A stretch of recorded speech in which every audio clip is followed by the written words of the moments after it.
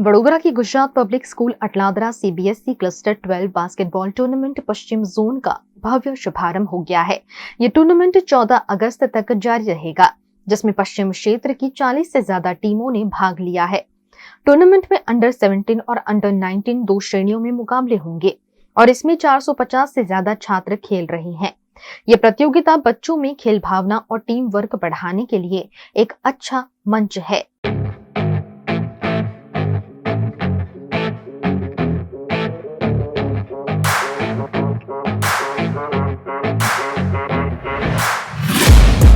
Taking shots at the enemy, I'm gonna make it to the top, leave a legacy. If I got something to say, you better let me speak. Turn it up a new degree, bitch, you ain't seen anything. I pop off with the new rock, electronic, blow the sonic roof up. I'm too honest when I take a few shots. They're too toxic, need to take a new song. And you cannot save me, 'cause I don't need saving. It's everything I've been chasing. Tournament के उद्घाटन समारोह में Vadodara municipal commissioner Arun Mahesh बाबू, राष्ट्रीय कबड्डी खिलाड़ी doctor Mitali पंडित, BRG group की अध्यक्ष लता Gupta, BRG group के CMD सरगम गुप्ता और सीबीएसई के निरीक्षक पंकज राजोड़ और विजय पटेल उपस्थित रहे। बीआरजी ग्रुपनी તમામ શાળાઓને વર્ષોથી સીબીએસઈની ક્લસ્ટર વેસ્ટ ઝોન ટુર્નામેન્ટનું આયોજન કરવાનું એક જવાબદારી સોંપવામાં આવે છે। હજારોની સંખ્યામાં સીબીએસઈ સ્કૂલ અને એમાં કોઈ ઘણી ઓછી સ્કૂલોની પસંદગી આવી ટુર્નામેન્ટ્સનું આયોજન કરવામાં થાય છે।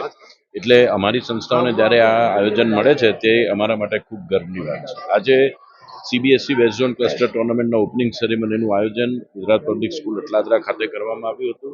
40થી પણ વધુ ટીમો, લગભગ 400 જેટલા બાળકોએ આ ટુર્નામેન્ટમાં ભાગ લીધો છે અને જે વિજેતા બાળકો હશે, વિજેતા ટીમ હશે, તેને નેશનલ લેવલ પર પણ રમવાનો એક ચાન્સ મળશે, એક તક મળશે। તમામ બાળકોની રહેવા જમવાની સુવિધાઓ ગુજરાત પબ્લિક સ્કૂલમાં જ કરવામાં આવી છે।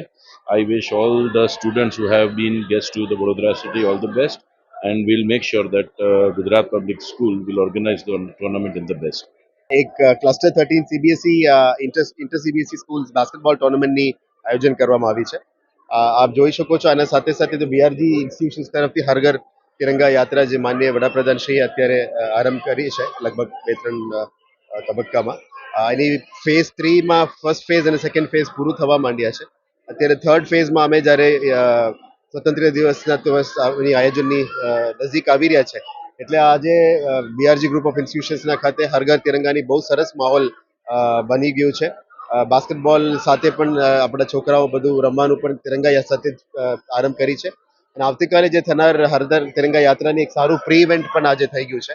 એટલે આજે રમવા માટે જે પધાર્યા આખા ગુજરાતમાંથી પધારેલ 40+ ટીમ્સને અમે શુભેચ્છા પાઠવીએ છીએ। સાથે સાથે બીઆરજી ગ્રુપ ઓફ ઇન્સ્ટિટ્યુશન્સ એ રાષ્ટ્રભક્તિનો એક માહોલ બનાવવામાં જે અવ્વલ કામગીરી કરી રહ્યા છે એને પણ અમે બિરદાવીએ છીએ અને ફરી આજે આ માહોલ બની ગયા પછી તમામ રમનાર બાસ્કેટબોલ પ્લેયર્સને પણ અમે પ્રોત્સાહન આપવા વિચારી રહ્યા છે।